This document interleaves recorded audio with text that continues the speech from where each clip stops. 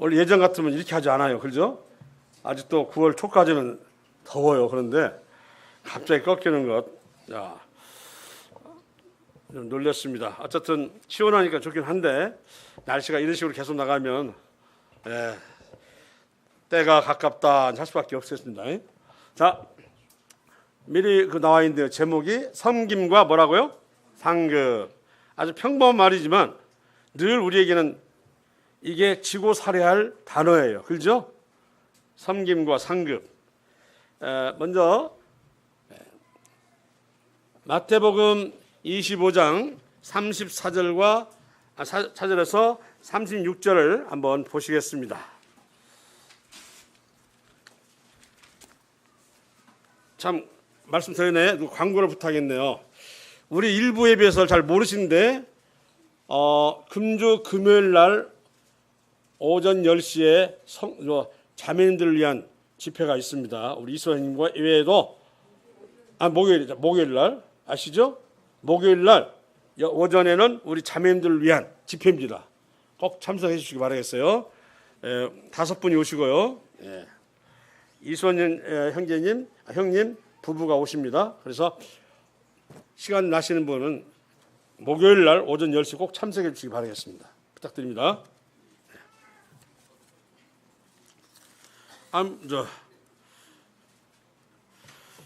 찾으셨어요? 25장 34절에서 36절 말씀을 제가 읽겠습니다. 그때 임금이 그 오른편에 있는 자들에게 이르시되 내 아버지께 복받을 자들이여 나와 창세로부터 너희를 위하여 예비된 나라를 상속받으라 했어요. 내가 줄일 때 너희가 먹을 것을 주었고 목마를 때 마시게 하였고 나그네 됐을 때 영접하였고 헐벗을 때 옷을 입혔고 병들었을 때 돌보았고 옥에 갇혔을 때 와서 보았느니라. 자, 40절에는 이런 말씀이 있어요. 임금이 대답하여 이르시되 내가 진실을 너희 이르노니 너희가 여기 내 형제 중에 지극히 작은 자 하나에게 속한 것이 곧 내게 한 것이니라 하시고, 여기 나와 있는 줄일 때 먹을 것, 목마를 때 마시게, 나그네 될 때 영접, 헐벗을 때 옷을 입혀, 이것은 특별한 때 하는 것인가요? 일상적으로 하는 것인가요? 이건 특별할 때 하는 섬김이 아니에요. 이것은 평소에 일상적으로 우리가 살면서 해야 되는 섬김이에요. 그런데 뭐라고 했느니, 이제 의인들이 그랬어요. 우리 언제 이렇게 했습니까? 했는데, 그러나 주께서는 말씀하셨어요. 너희들이 이 작은 자에게 한 그것이 곧 나에게 한 것이라 이렇게 말씀했는데, 이건 뭐냐면 상급을 말씀하고 있는 거예요. 이런 일상적인 섬김이 이루어지면 바로 우리 그리스도께서 기억하신다고 하는 것은 뭘 나타내요? 상급을 나타내서 누구든 섬김할 수 없다고 생각한다면 이건 말이 안 된다는 거죠. 일상적으로 섬김은 이루어져야 되고 그 이루어지는 속에서 계속해서 그리스도께서는 그를 기억하고 계신다는 겁니다. 이 얘기예요. 이게 지금 특별한 꼭 우리 교회 일을 하는데 그 직분을 맡아가지고 해야 되면 꼭 섬김이냐? 그건 아니라는 거죠. 누구든지 일상적으로 평상적으로 이런 섬김이 있을 수 있다고 하는 것을 말씀하고, 이와 같은 일들이 잘 되지 않으면 당연히 신앙과 믿음에 있어서 문제가 생깁니다.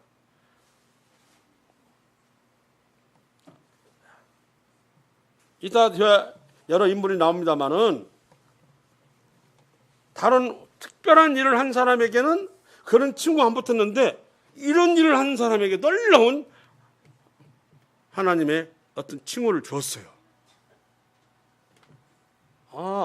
평상적으로 일상적으로 돕는 일 속에서 우리 그리스도께서는 그것을 귀히 여기시는구나 하는 것을 이따 보시면 알겠고요. 자, 주제는 나눔의 소중함을 알게 하는 근거로 오늘 말씀 나누겠고요. 의미, 섬김과 상급에 있어 가장 기초적이며 일상적인 것을 다룰 예정입니다.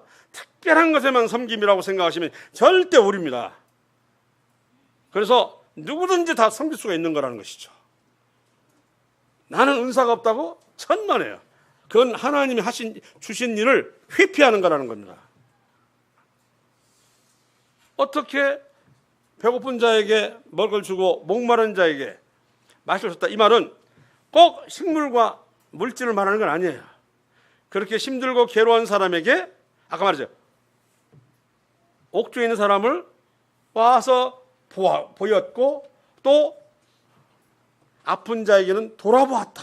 이런 거 아닙니까? 이런 일은 우리가 살아가면서 늘 있을 수 있는 일이에요. 이와 같은 것에 내 눈이 안 띈다거나 내가 할 수 없다고 한다면 이건 어찌 보면 그리스도인으로서 자신의 그리스도인으로서 가져야 할 직분을 한마디로 파기하는 거예요. 어느 누구도 섬김을 할 수 없다라고 말할 수 없는 내용이 바로 이 내용이에요.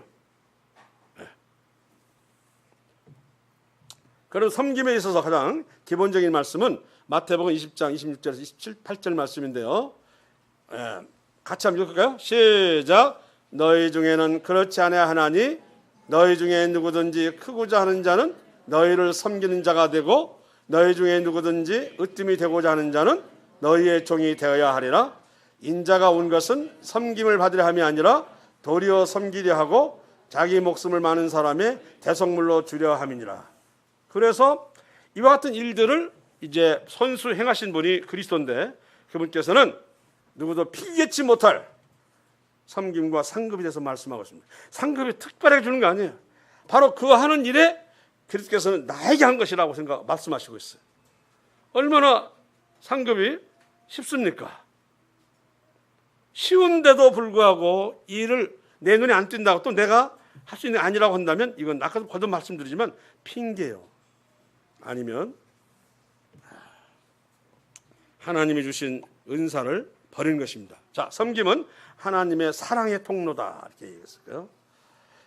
저는 마태복음 20장에 나온 26절 무슨 성경적 비유로서 본 나눔을 보았어요. 사해 아시죠? 사해. 왜 죽을 사자 바다에 있자입니까? 또는 소금 염자 바다에 있자 염해. 이스라엘 가면은 사해라고 알죠? 들어본 적 있을 거예요. 예, 뭐 평지보다도 한 200여 미터 밑에 내려가 있는 그거는 증발만 하향되는 나갈 데가 없어요. 왜? 완전 웅덩이니까. 자, 그거는 물을 받기만 하고 나눌 줄 모르는 바다로 그래서 생물은 살 수가 있다 없다? 없습니다. 저 갈릴리 호수보다도 더 맑아요. 웃기죠? 갈릴리 호수보다도 더 깨끗해요. 참 놀랍잖아요. 그럼 물속 10m도 보여요. 갈릴리 호수는 이렇게 안 보이죠? 보입니다. 더 맑아요. 깨끗해요. 그러나 생물이 살 수가 없어요.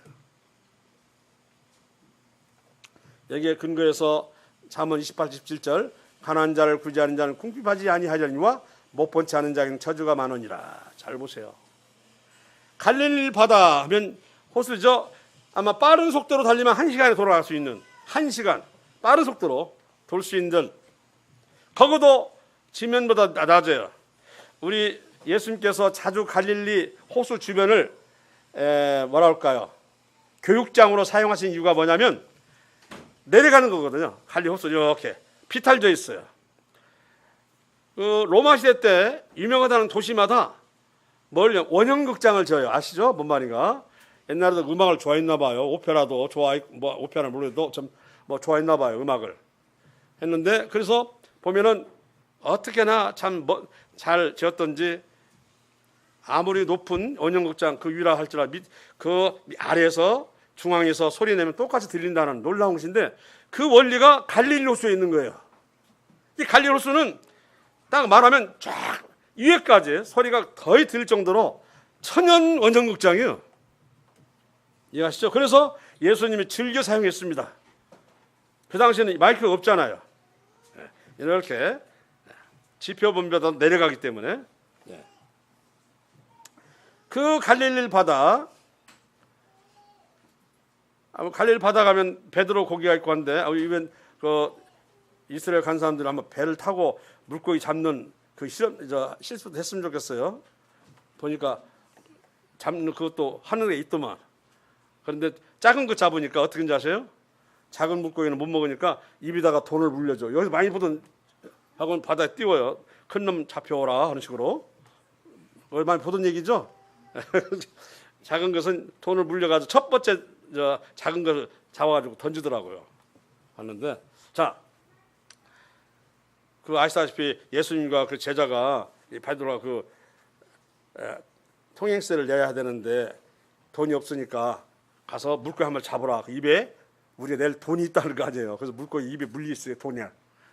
우리나라는 그런 물고기 없습니다. 자, 헬몬산에 내려 흘러온 물이 갈릴리 호수로 들어오고 요단강을 통해서 사해로 흘려보내면서 먹기도 하고 농업용수, 도시 환경 조성 등에 많이 사용을 해요. 그러니까 이 갈릴리 호수는 뭐냐면 물을 받은 것을 또 뭐예요?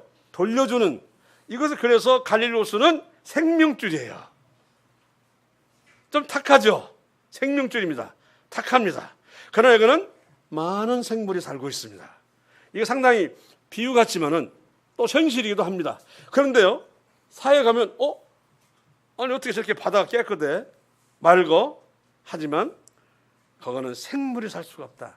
받기만 하고 줄 모르면 바로 사해 같은 것이 된다. 오직 했으면 죽을 사자 사해라 했겠어요. 그렇게 이름 붙이기도 쉽지 않은데, 그죠? 죽은 바다다. 근데 겉으로 보면 뭐예요? 깨끗한 바다요. 그래서 맑을 정자 청해가 낫겠어요. 자, 이와 같은 걸 통해서 사해와 갈릴리 호수를 통해서 또한 생각해 볼 수 있겠네요. 자, 나눔의 세 부류, 나눔의 성공, 나눔의 실패, 우리 세 가지 있는데 여기 참 많은 사람, 이외에도 저는 일부만 말했어요. 여기서 몇 사람만 하면서 많이 알고 있는 내용이긴 하지만 또 더 특이한 내용들을 섞어서 또 일단 설명을 하겠습니다. 사르밧 여인은 다 알겠고, 열왕기상에 보면 그 이스라엘 사람도 아니에요. 그 시돈과 두라에서 오늘날 레바논인데요. 이제 그 레바논 땅에 해당하는, 옛날에 보면 베니게라고 해서 페니키아 사람으로 하는데 그쪽에 사는 여자 아닙니까? 근데 그 엘리야가 그 북이스라엘 떠나서 이방인께 가가지고 의탁하게 되는 그 여인이 사르밧 여인이에요. 또는 신약에서는 사렙다 여인이라고 나와 있는데, 저는 다 알다시피 마지막 남은 조금 기름과 조금 남은 밀가루, 그리고는 이걸 만들어서 이제 먹고 어머니와 아들은 죽으리라 하고 있는데 웬 사람이 오더니만 그걸 나에게 좀 다오, 이렇게 했다는 거 아닙니까? 만약 오늘날 우리 형편이 그 얘기했으면 뭐라고 하겠습니까? 그 사람한테. 예? 그자도 지금 못 먹어서 지금 죽을 판인데 그 말하면 막 멱살잡이 할 것 같아요. 사람 놀리냐고. 네. 한데 불구하고 그 여인은 좋았어요. 전에 말했죠? 이방인이었지만 하나님이 그 여인과의 교제가 두고 있었어요. 엘리야가 한 말이 그게, 내가 그 여인에게 너를 공개하라고 명령을 내렸다고 그랬어요. 북이스라엘에 7,000명 있었지만 거기에 의탁할 만한 사람이 없었다. 아니면 아하방 때문에 못했는가 몰라요. 하도 무시무시한 왕이 막 박해를 하니까 이웃나라를 가는 거 몰라도 어쨌든 그런 여인이었다는 거 아시고, 오늘 다룰 이제 스냅 여인 이따 나옵니다. 비슷한 성인데 하나님 사람이 틀려. 여기는 엘리사, 아까는 엘리야, 그러죠? 느헤미야 시대 때 성벽 쌓기에 대해서는 이미 우리 송영선님 통해서 쭉 봤죠. 일정 구간을 자기 사제를 털어서 그 허물어진 성벽을 짓는 거 아시잖아요. 제일 처음에 대제사장 엘리야서부터 출발하죠. 베다니의 마르다와 마리아 모르실 분이 없을 거예요. 누가복음에 나오는 여자들, 예수님과 제자들을 섬겼다고 하는 것, 그리고 막달라 마리아와 요한나, 수산나. 요한나는 청지기 구사 아내라고 되어 있는데 뒤에 나옵니다. 헤로드 왕이 청지기니까 아마 상당히 인척이 되더니 될 거예요. 그러니까 높은 고관이라고 볼 수 있고요. 도루가라고 하는 그 여인은 사도행전에 나오는데 다른 이름이 뭐였죠? 다른 이름 다비다. 일명 다비다를 한다고 그랬어요. 예, 이따 보면 나가겠습니다. 또 브리스길라와 아굴라, 우리 고린도에서 바울 사도를 섬겼던 분이고 나중에 로마에 가서 로마 교회를 또 브리스길라와 아굴라 또 세웁니다. 자기 교회. 로마의 많은 교회 중 하나가 됩니다. 로마에 있다가 쫓겨왔죠. 거기서 유대인들이 하도 반란을 일으키니까 그냥 황제가 쫓아버렸어요. 나중에 슬금이 다시 돌아갔지만, 그 다음에 이런 말이 있어요. 로마서 16장에 나와 온 교회의 식주인 가요. 좀 괜찮게 살겠지만은 산다고 해서 물질과 식물을 음식을 늘 대접할 수 있는 건 아닙니다. 근데 가요를 뭐라고 하냐? 식주인이라고 그랬어요. 로마서 16장에 나온 말씀이고, 나소는 좀 들어보셨나요? 사도행전 21장에 나오는데 가이사랴 빌립보에 있던 그 바울 사도가 나손을 데리고 가요. 이유는 간단해요. 나손을 데리고 예루살렘을 가요. 왜? 예루살렘은 나손의 집이 있기 때문에 유하기 위해서 간다. 나그네 대접을 잘 하기 때문에 데리고 다니는 거예요. 왜? 예루살렘에 가면 거할 곳이 있어야 되는데 나손의 집에 내가 유학을 하고 간다. 이거 참 중요한 거예요. 그것만 잘해도 제자로 삼고 데리고 다녀요. 뭐 루디아 모르는 사람 없을 거예요. 사도 16장에 나오는데요. 유럽 복음 전도의 교두보가 되어 있는 바로 루디아 집이 교회입니다. 루디아 교회. 자, 이제 반대 인물로 나눔을 실패한 인물 나발 다시 껴요. 나발분다 나팔이 아니고요. 이따 보면 합니다. 자, 사무엘상 25장에 나오고요. 한마디로 말하면 좀 형편없는 사람이라고 미리 말할 수 있겠네요. 나눔의 오류, 여로보암 시대 늙은 선지자. 다 선지자라고 해서 하나님의 다 계시를 받는 게 아니다. 이건 참 중요한 얘기예요. 안 받아놓고 받은 것처럼 하면 더 위험하죠. 자, 우리 노 성도님들 위해서 이제 제가 그림을 넣었어요. 수냄여인 열왕기하 4장에 나와 있는 모양인데 늘 자기 집 앞에 지나다니는 하나님의 사람이 있어요. 엘리사가 있으니까 그걸 눈여겨봤던 이제 그 그림이 그거예요. 인사만 하다 나중에는 자기 집에 들어와서 살으라고 이렇게 챙겨주는 거예요. 예. 갈멜산에서가 올라오면 상당히 길거든요. 예. 그래서 이제 지나가실 때 이쯤에서 우리 집에서 유하십시오 하고는 책상과 촛대와 알았죠? 이런 걸 챙겨주는 거죠. 그림입니다. 이제 잘 안 보이죠? 스냅이라고 써 있는데요. 어쨌든 그 뒤에는 다볼산 부분이 있고 모래산 아마 이렇게 다볼산은 뭐 변화산이라고 이렇게 그래가지고 안 가봤는데 사진을 보면 다볼산 정상에는 뭐 변화산 교회가 있어요. 옆에 보시면 아기가 있네. 이 아기는 이제 일단 나옵니다. 원래 그 수냄 여인은 아기가 없어. 남편은 늙었고 자기는 젊었어도 아기가 없다. 이 말은 아기를 낳을 수 없는 남편이었나 봐요. 나이 들어서. 근데 아이를 얻었는데 또 갑자기 죽는 내용을 또 다루고 다시 살아난다는 사진입니다. 일단 한 번 더 하려고 합니다. 자, 그러면 그 수냄 여인에 대해서 얘기를 하겠습니다. 신실하고 주의가 살피는 주도 면밀한 여인이었다. 우리 목요일을 배웠었는데 적어도 우리 앞에 누가 지나다니는가를 늘 보신 분이에요. as더니 하나님의 사람이 누가 지나가요? 엘리사가 지나가니까 저분이 지나가시네. 근데 갈멜산에 계시는 분인데 이거 지나가려면 하룻밤 유하해야 되는데 이 생각을 했던 거죠. 그러면 늘 지나다니면서 어디 여관에 가시나? 뭐 했는데 그걸 본 거예요. 살펴보는 자에게는 보입니다. 아멘? 살펴보면 보여요. 안 살펴보면 안 보이죠. 자, 하나님의 사람인 엘리사를 위해 숙소를 마련했어요. 그래서 침상과 책상과 의자와 촛대를 마련해 줬어요. 자, 이게 쉬운 일은 아니죠. 아무리 내가 집에 자식이 없어서 적자할지라도 사실 인척도 아닌데 그냥 하나님의 사람이라는 것 때문에 우리 이제 방을 주어서 그렇게 이렇게 편하게 가실 수 있도록 이렇게 가구를 비춰주고 하는 것.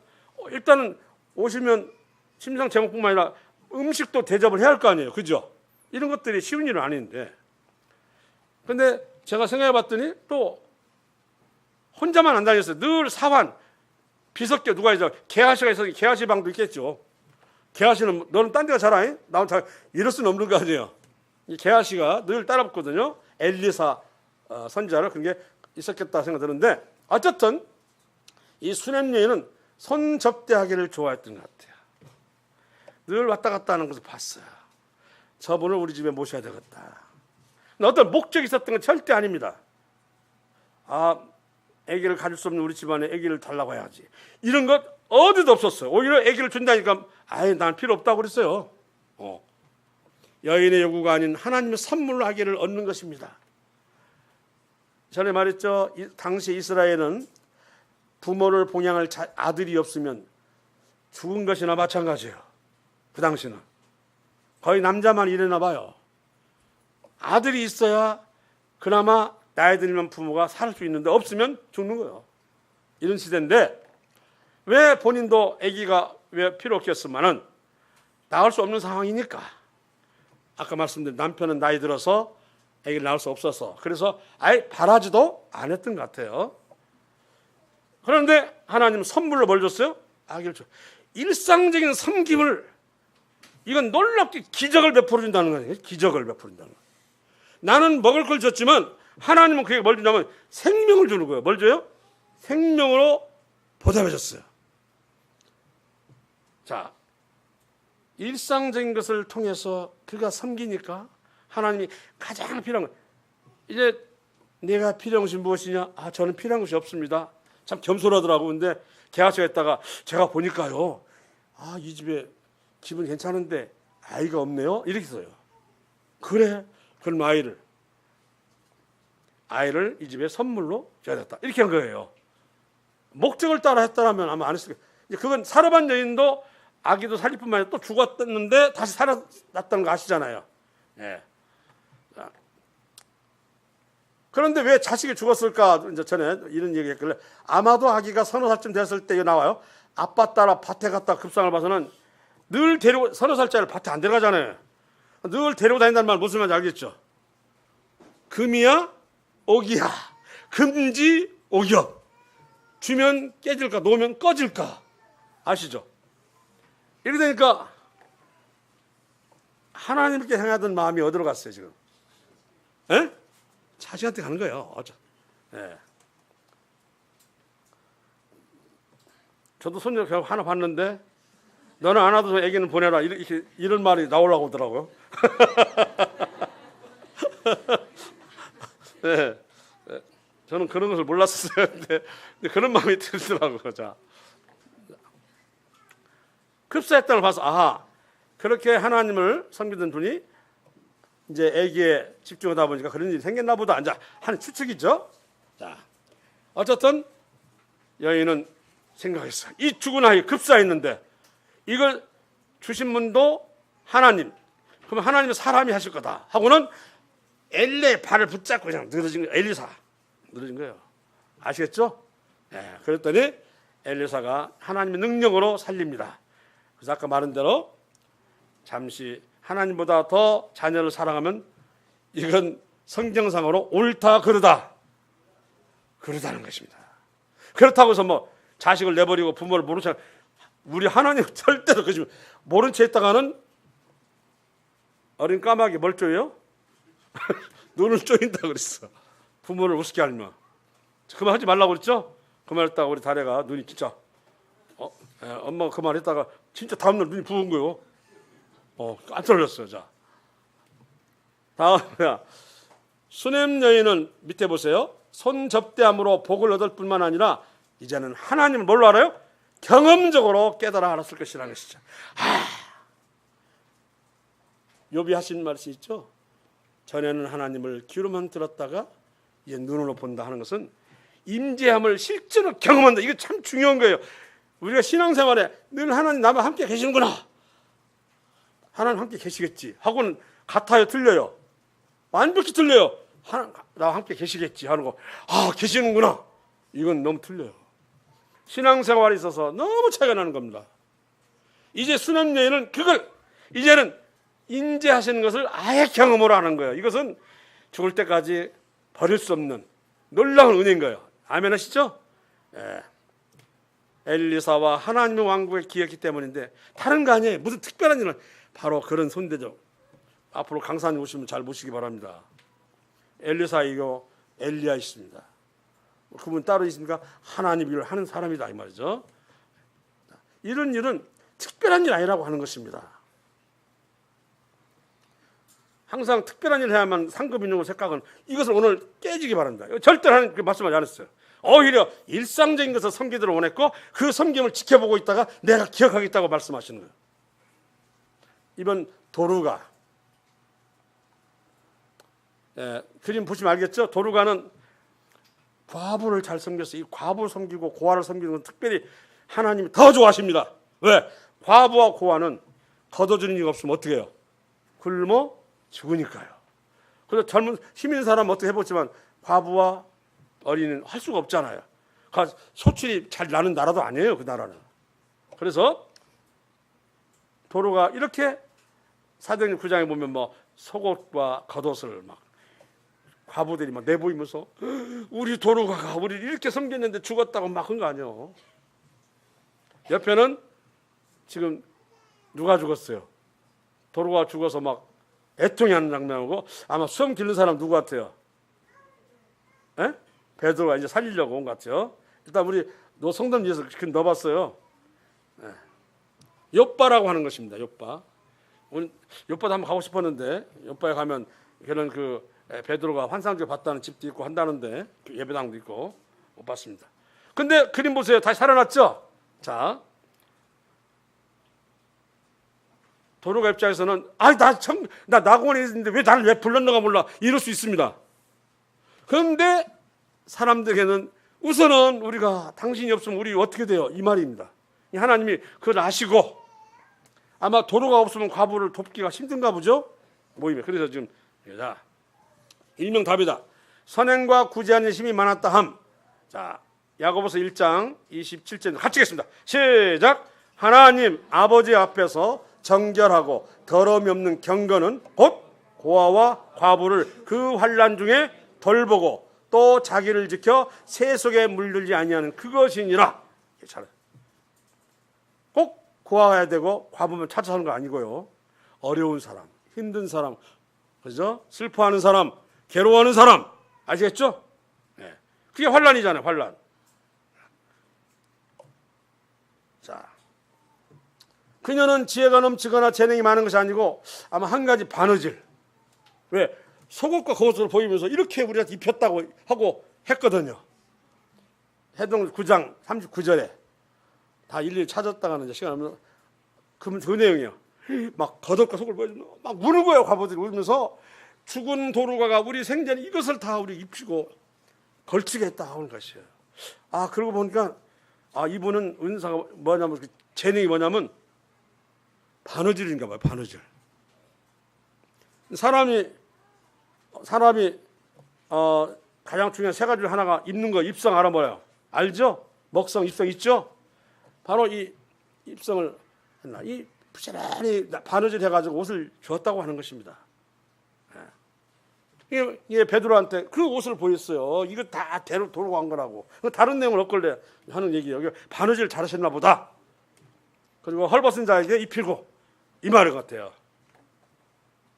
자, 그 사도행전 9장 39절에 나와 있는 얘기지만 그녀는 제자 불리우던 유일한 여제자 도르가라고 돼 있어요. 여제자. 남자 제자는 많지만 여제자란 말을 붙인 다른 어떤 사람 없습니다.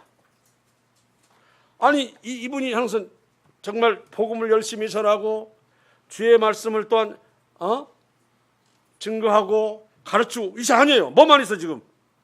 자신이 가지고 있는 재능 기부라는 말 있잖아요.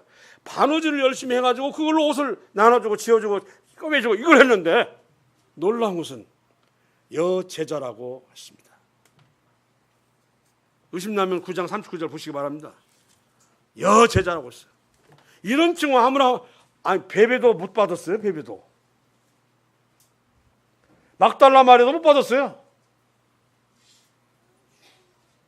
그런데 도르가는 여제자라고 했는데 그 여제자 받은 것이 뭐냐면 일상적인 일 가운데서 눈에 띄어서 그 일을 제 재능을 기부한 거야. 바느질 해가지고 옷을 입히고 꿰맸다고 하는 그 일을 보시고 성경에서는 여제자라고 하는 것입니다.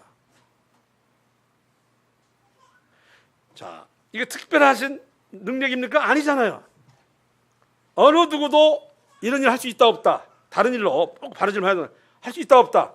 있다는 얘기를 하고 있는 거예요. 그런데 그걸 여제자라고 이렇게 불려줌으로 우리 하나님께서 정말 이 일을 굉장히 중요하게 여기는구나. 그러니 낙원에 있게 편안히 있어야 될 도로가를 다시 어떻게 해야 돼? 이제 도로가가 섬기는 죽었으니까 어떻게 해요? 베드로를 요파 있었잖아요. 베드로를 부르다가 이제 막 화분 우는 거예요. 살려달라고. 네. 보면 당시에 그 사도들은요, 이제 많이는 안 나타나지만 이런 기적들을 하나님 능력을 통해서 막 보일 때거든요. 네.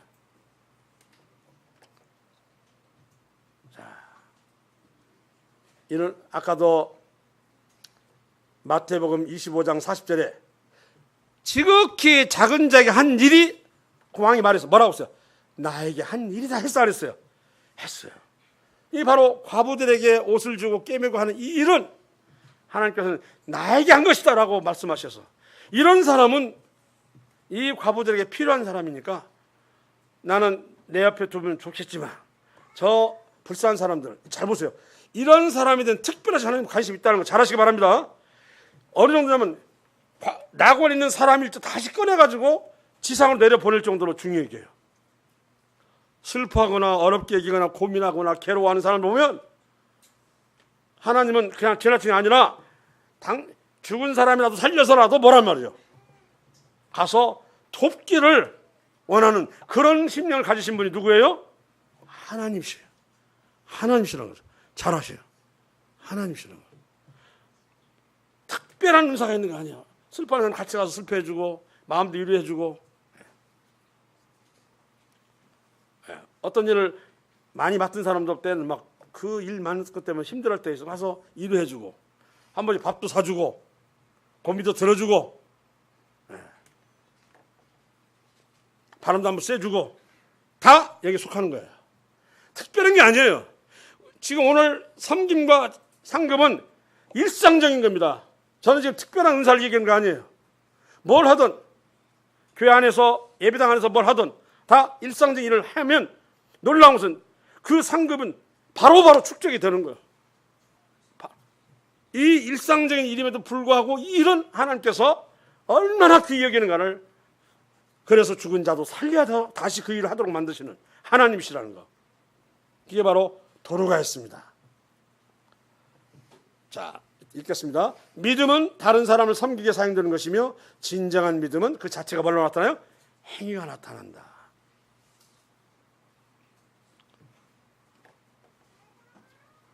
그러니까 이런 거잖아요. 오늘 2시에 만나서 오늘 저 만나서 가서 이문하러 가게? 알았어. 뭔 말인지 알았어. 안 와. 그럼 뭐예요? 이게 믿음이 아니요. 그걸 믿었다고 할 수 있는 게 아니잖아요. 그 시간에 나와서 함께 이문해야 할 거 아니야. 이것이 바로 믿음이요. 이해하시죠? 알았어. 알았어. 그러고 안 나와. 마찬가지예요. 우리가 신앙이랑 또 뭐냐면 그런 거예요. 알고 있다는 건 의미가 없는 거예요, 사실은. 거듭 말씀드리면 오늘 너무 지극히 평범함 속에서 섬김과 상급에 대해서 말씀드리고 있습니다. 성경에는 죽었다가 다시 살아난 7명의 사건이 있습니다. 도르가는 그 당회장 야이로 따는 어린 소녀예요. 빼고 성인으로서는 첫 번째 자라 그 말이에요. 다 남자인데 뭐 나인성의 뭐 아들도 있고 나사라도 있고 그러잖아요. 네. 성인은 첫 여자였다고 한 것입니다. 이번엔 누구예요?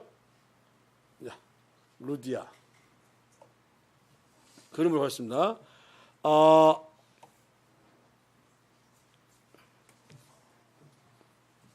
터키 땅이 보여요? 이쪽이 터키 땅이고 이쪽이 이제 그리스 땅인데, 바로 이 넘어가면 그래서 제일 가까이 만날 수 있는 것이 볼리라는 도시, 네아포리라는 그래서 신도시. 네아폴리가 뭔 뜻이라고요? 신도시.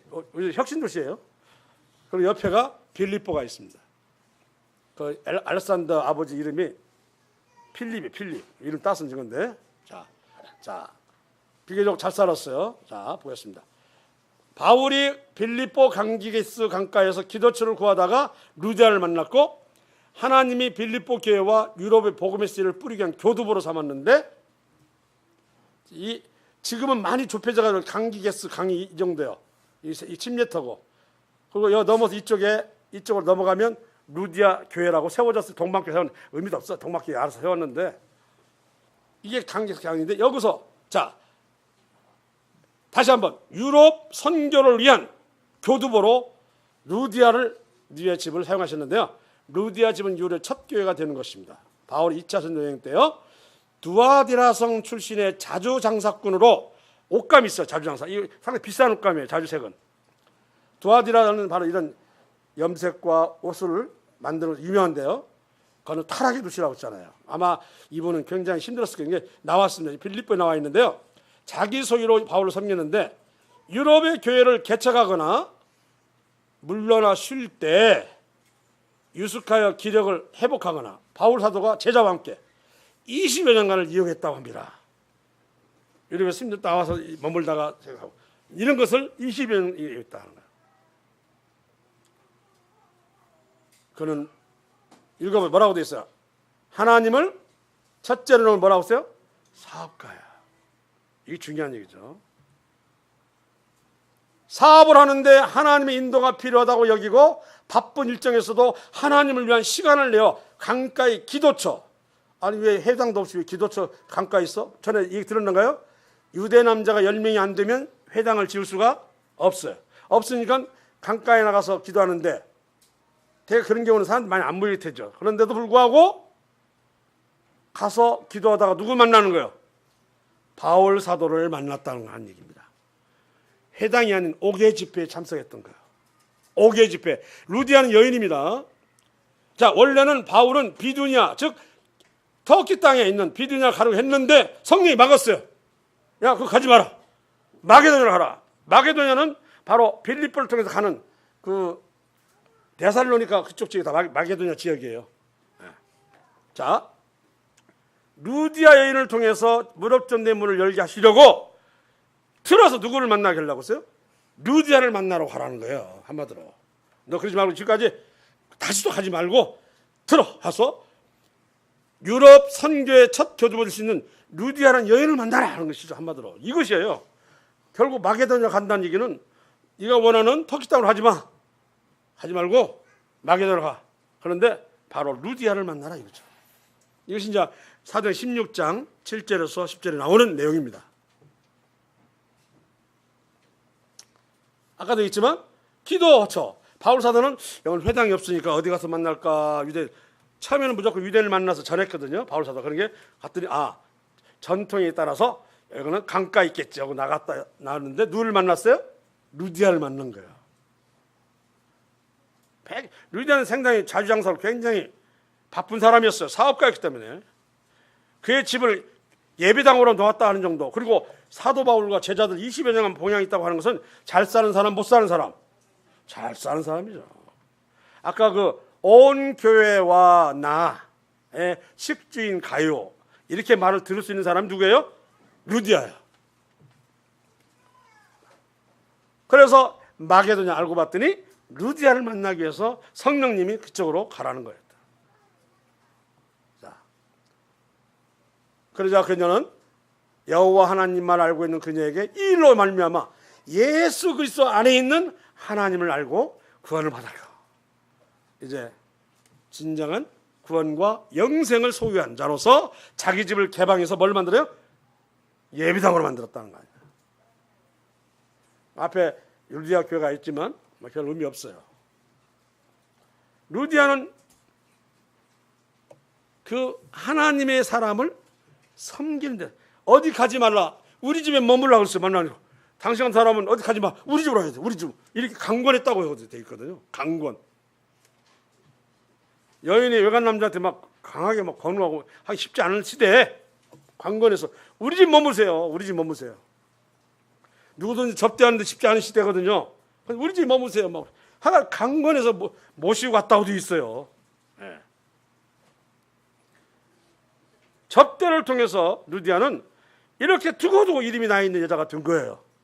그리고 괜찮은 경건한 사람이었다. 왜? 강가에 나가서 기도했던 사람이에요. 뭐 잘 알다시피 막달라 마리아, 막달라는 지명이에요. 막달라 하면은 그 보니까 유럽 군병들이 머물러 있었던 마옥관에 있었다고 하더라고요. 그래서 그 지역은 그 로마 시대 때는 부유했던 지역이다. 이제 막달을 못 가봐서 여러분 전에 설명했죠. 거라사 하면은 요르단이 있는데 요르단 이름은 제라시라고 되는데 제라시인데 어마어마한 도시에 막 원형극장, 막 아데미 신전, 뭔 신전이라고 막 바닥은 돌로 깔아 있는 돌지고 돼 있는 어마어마해요.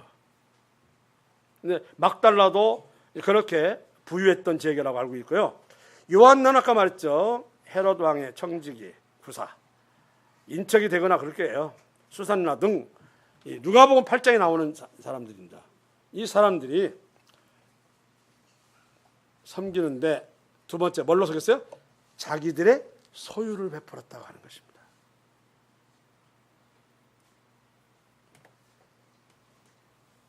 예, 비교적 잘 살았다고 볼 수 있어요.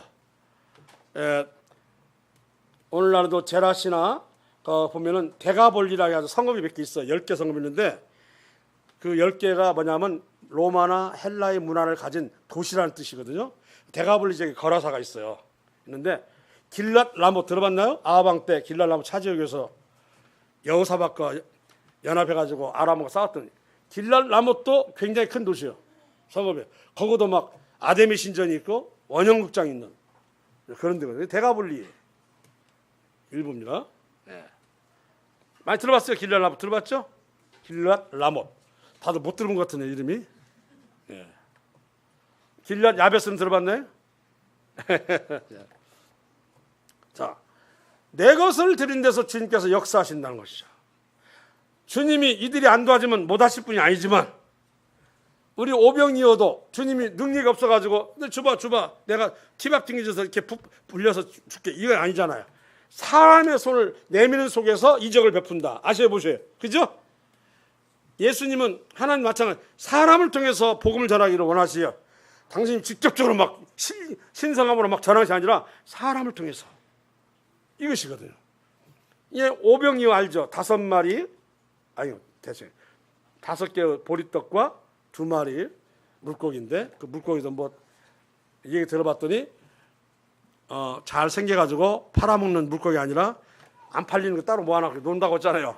그거에서 그거라고 하잖아요. 오늘 이스라엘 그거 잘하잖아요. 그것은 예. 늘 다 팔고 나면 나머지 이렇게 모아가지고 보따리 놓고 하는 그저 봤습니다. 테마기에서 보니까 막 챙기더라 20개를. 왜 챙기냐 물었더니 필요한 사람이 있기 때문에 챙긴다. 그러더라. 이런 것. 이 사람들은 일상적인 성기. 그래서 그나마 오늘날 이스라엘이 그렇게 그나마 부유함으로 머리 두뇌로 하나님의 사랑을 받는 이유가 거기에 있는 것 같다. 느꼈어요. 그런 전통 좋은 전통이잖아요. 그렇죠? 네. 그리고요. 요한복음 19장 25절에는 십자가 곁에 막달라 마리아도 있었고요. 글로바 안에도 있었고 막 그러잖아요. 네. 여기에 일부가 여기에 함께 있었던 사람들로서 그래서 주와 함께 있었던 사람입니다. 자, 주님께 한 것은 당연히 주님께서는 하신 건 나에게 한 것이니까 보이지만 이분들은 잊을 수 없는 인물이에요. 자기 소유로 섬겼다고 하는 겁니다. 나눔을 실패한 날씨겠죠? 나발. 네. 지금 손 익힌 사람 나발 같죠? 지금 뭔 하죠? 자, 3에서 25장에 나오는 말씀인데 이 갈매살 부근이가요. 이 나발이 큰 이제 그런 낙농 즉 요새 말하면 뭐라고 해요? 목장을 가지고 있는 사람인데요.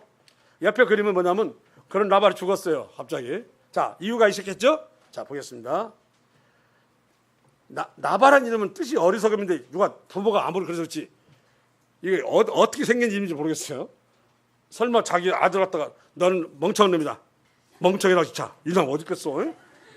그런데 이름은 어리석음이야. 뜻은. 자, 이분은 목축을 하는 기업가요. 굉장히 많은 가축을 가졌어요. 그런데 악하고 오만하고 부패한 이기주의자라고 했어요. 그래서 아까 같은 사업가라도 누구와 다르죠? 자두장사 루디와는 상반된 기업가 인물이에요. 나발도 목축 기업가라고 요새 말하면 하림 농장 하림 있잖아요. 하림. 예. 여러 곳에 그 닭농장 가지고 있더만. 그죠? 하림 같은 굉장히 대목축가라고 볼 수 있는데, 하나님의 복을 누리면서 하나님 나라의 유익을 구하지 않고 자기의 왕국을 세우는 극비한 사람, 하나님 나라의 유익을 구하자, 하나님 복을 누렸다. 뭔 말인 거니? 그 나발이 자신의 양과 가축들이 무사했던 건 뭐냐면, 근처에 누가 있었냐면 다윗이라는 사람이 있었어요. 다윗이 400명의 자기 병사들이 있었는데, 다윗이 있는 그곳에는 다윗 때문에 도둑놈도 강도도 오다. 그런 사람은 다 자기 밥이거든. 강도들한테는 이해하시죠? 목동들보다 힘세면 막 달는데, 그래가지고 그 편안한 가운데서 나발은 계속 가축이 불어났던 거죠. 하나님 복을 누렸던 자요. 그리고 하나님 복을 누렸다고 그래요. 왜? 다윗의 지켜줌으로 인해서. 아니, 직접적이요. 다윗 하나님 복을 누리. 나발은 난 딴소리입니다만은, 하나님의 나라 유익을 구하지 않고 자기 왕국을 세우는 데 급급한 사람이었어요. 자장사 루디아는 완전 대립되는 사람이에요. 루디아는 자기 사업은 누가 계시하면 된다고 생각했어요? 하나님. 그러니까 그리스도를 모를 때에도 그 강기게스 강가에 나가서 기도 여자가 한 거예요. 그런 경건한 사람이었어요. 그리고는 하나님 사람을 만나자마자 그의 하는 말을 듣고 하나님의 영감을 받은 거죠. 그래서 그분을 강권해서 데리고 왔던. 그러면 그 뒤에 루디아는 가난해졌을까요? 그들은 바울을 따른 제자도 많았어요. 이들을 20여 년 섬기려면 계속해서 그는 부를 유지할 수 있었다는 내용이에요. 그 집은 교회당이고, 나발은 교회당 그만두고 가서 교회당 세우자 했다가는 아마 얻어 터질 거예요. 그죠? 자, 밑에 다윗의 호의로 구진지를 박아줘서 편하게 목축함에도 재상 중 일부를 도와달라. 즉 다윗이 자신이 먹을 것이 떨어졌어요. 그러니까 소년을 보냈어요. 뭐 소년 해봤자 한 40대쯤 됐겠지만 보냈어요. 보내서 뭐라고 하냐면, 우리에게 먹을 걸 나눠주라 그랬어요. 근데 나발은 뭘 좋아하는 사람? 술을 마시고 진짜 술을 마시고 좋아하면 다 뭐가 다 지각력이 떨어져요. 그런데 누구? 들은 바는 있잖아요. 그러면 그냥 못 따른다 하면 될 것 같다가, 다윗이 누구요? 내가 우리 집에서 일하는 사람을 위해서 떡을 말했는데 왜 누가 해줘? 내가 다윗이 해줘. 그리고 또 뭐라고 하잖아요. 그 애비 이새는 무엇이요? 사람이 화가 나는 것은 어딘 줄 알아요? 왜 다윗이 죽이는지 아십니까? 자기가 욕한 게 아니고 누구까지 욕했어요? 아비까지 욕한 거야. 이새의 아들 이새는 뭐요? 네 애비는 뭐요? 이렇게 해버리는 순간 화가 나버렸어요. 그래갖고 그냥 400명에 해당 군사를 다 풀어서 이 집의 가문의 남자는 다 죽여야겠다는 생각을 갖게 한 거죠. 사람이 호의를 안 놔두고 막 그런 말 하면 돼, 안 돼요? 안 되잖아요. 근데 나발이 얼마나 악한 사람인가를 보여주는 예요, 그것이. 없으면 없다고 하든지 하는데 그렇게 하는 거예요. 그냥 다윗뿐만 다윗의 아비까지도 이름을 들썩거리니까 다윗이 화가 났어요. 아주 제사 일부를 도와달라는 다윗의 요청을 호기 있게 거절했어요. 아마 굉장한 회장이죠. 뭐 요새 할인 공장 회장 생각해 보세요. 굉장하잖아요. 자, 그런데 이 말 들었던 그 하인들이 큰일 났거든요. 그래서 그 아내인 아비가일 찾아와서 얘기를 하는데요. 아비가일은 정말 지혜로운 사람이었어요. 그 밑에부터 먼저 볼게요. 나발의 아내인 아비가일이 다윗에게 가서 잘못을 빌었어. 많은 떡덩이와 그리고 그 고기를 가지고 가서 다윗 밑에 막 엎드려 가지고 제발 우리 남편 살려달라, 우리 가문 살려달라고 막 빌었어요. 그러자 나발 같은 가문에 어찌 이런 지혜로운 여자가 있단 말이냐. 내가 다음날 아침에 위에 있는 줄입니다. 다윗이 다음날 아침에 나발의 가문 남자들 다 몰살했거늘 네가 와서 내가 너의 가문을 멸하지 않겠다.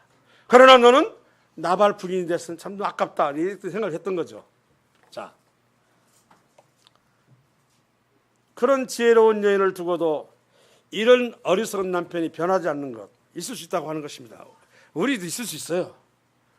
보다 더 자매가 이런 믿음이나 신앙 이상이 있어서 지혜로울 수 있는데 이걸 뭐 어느 때는 안 따르고 어느 때는 따르고 하지만 아예 그냥 나발 좀 무시하면 아마 된통 맞을 거려.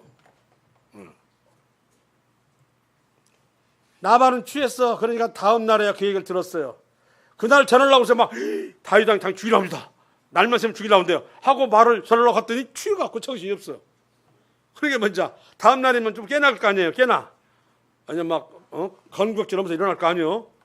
그러면 그때 가서 얘기를 이제 했던 거예요. 이게 얼마나 이제 늘 술로 살았다는 얘기 뭐냐면 세상적이고 뭐라고요? 육신적인 사람으로 소망이 없었다고 말해요. 미래의 소망이 있다 없다? 없이 사는 거예요. 내가 사는 동안 잘 먹고 살면 됐지. 뭐 이거죠. 그래서 늘 술에 취해 있다. 술을 벗으로 삼았다 하는 내용은 세상적이고 육신적인 사람이라는 것으로 소망이 없는 사람을 나타내고요. 하나님의 부르심이나 도울 수 있는데도 거절하는 완고하고 강팍한 인물이었습니다. 고린도서 6장에 이런 말 나오죠. 보라, 지금은 은혜 받을 만한 때요. 지금은 구원이 받을. 그가 다윗으로부터 그걸 먹을 주었더라면 또 다른 복을 받을 수 있다 없다? 있다 없다? 있죠.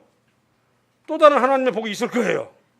그런데 그걸 이런저에 그냥 거절하는 게 아니고 다윗과 다윗의 아비까지도 들먹거리면서 모욕을 주었기 때문에 저는 왜 이렇게 다윗이 떡 과자 안 준다고 그냥 가서 때린다고 모를까 왜 다 죽인가 했어 그랬더니 그 집안을 모욕을 해버렸어요. 이해 가시죠? 예. 집안을 욕되게 하는 것은 못 참잖아요. 그래 안 그래요? 이런 거 많지 않은 게 우리가 혼날 때도 잘 욕해야 돼요. 예. 그래서 이렇게 다윗이 화가 나서 다 죽이려고 그랬어요. 네. 자, 자기를 모욕했다 하여 다윗이 나발의 집을 못 살시키란다는 말에 그만 돌통 심장마비지 그것은. 뭔 마비요? 심장마비로 딱 굳어버렸어요. 이 사람이 막 닭이 막 딱 잡으면 죽을 때 막 다리를 쭉 하다가 쭉 뻗잖아요. 봤어? 다 안 잡아봤어요? 닭은 어릴 때 많이 오늘 커서는 못 잡아봤네. 잡을 일이 없어서. 어릴 때는 막 잡으라 갖고 막 눈물방울 흘려가면서 나 어떻게 우리 뭐 잡으라 하는가 막 했는데 예. 닭도 못 잡는 건 그거 어떻게 사냥할 수 있느냐? 어머니도 혼나가면서 했어요. 초등학교 때. 예. 분노 조절 장애를 겪는 자였다. 우리 아들도 이 말 했었는데 다윗의 여척에 돕지 못한다 하지 않고 다윗과 그 아비를 들먹이며 모욕을 주는 사건은 이 사람이 무슨 분노 장애인데가 그냥 못 준다고 하지 왜 그러니까 하냐고. 다윗이 누구요? 그 애비는 뭐 어떤 사람이 이렇게 해버리면 안 되잖아요. 이렇게 했는 보니까 이 사람이 좀 성격적으로 좀 이상한 사람 같아요. 이렇게까지 않잖아요. 우리 보통 우리가 못 주면 좀 어떤 뭐 크게 미안하지 않더라도 또 어떤 마음적으로는 못 줘. 이렇게 하면 되는데 그런 사람. 다음 누구 같아요? 이제 두 번째 빨리 끝내겠습니다. 여로보암 시대 늙은 선지자인데요. 열왕 13장에 쭉 나온 얘기 아시죠? 여로보암 왕이 북이스라엘 땅을 딱 차지하고 그 10개의 지파의 우두머리로 왕으로 자처하고 그랬더니 백성들이 남유다 예루살렘에 가서 제사를 지내면 나는 뭐가 되는 거야? 이제 이 생각이 드는 거예요. 왕한테 복종해야 되는데 안 되겠다. 그래서 북이스라엘 땅에 두 군데 단과 베델이라는 곳에다가 뭘 세웠어요? 금송아지를.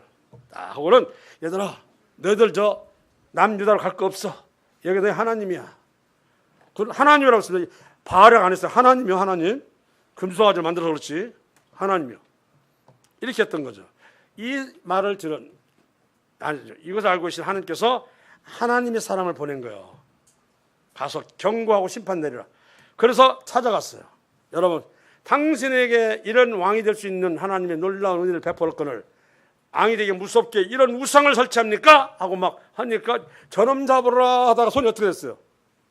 왕이 손이 자기에게 잘못을 지적하니까 이렇게 하다가 손 굳어버렸잖아요. 그래서 나중에 막 사정하잖아. 제발 이 팔을 빨리 풀어다고 했던 놀라운 능력을 가지고 있는 이 선지자인데 자, 이 선지자는 보세요. 그 내용을 읽어보겠습니다. 당시 이스라엘 지파를 가지고 북이스라엘을 세운 여로보암 왕에게 심판을 외치는 하나님의 사람을 베델의 늙은 선지자가 속여서 그를 죽게 한 사람인데 그 말은 뭐냐면 하나님 그랬어요. 하나님 사람이 뭐라고 명령하냐면 뒤돌아가지 말라. 거기에 가서 즉 북이스라엘 가서 떡도 먹지 말고 물도 뭐라고요? 마시지 말라 하고 명령을 내렸거든요. 가서 이대로 가서 심판만 외쳐 딴 길로 돌아와 했는데 그 명령을 어겨서 결국 돌아오다가 사자밥이 되었던 거예요. 세렝게티 갔는가 지금 사자밥이 됐어. 잠깐. 예. 케냐에 가면 세렝게티라고 하는 천연 그 자연동물원이요. 자, 그러면 이미 영성을 상실한 늙은 선지자 마치나 하나님 또 다른 계시를 받은 것처럼 거짓말했어요.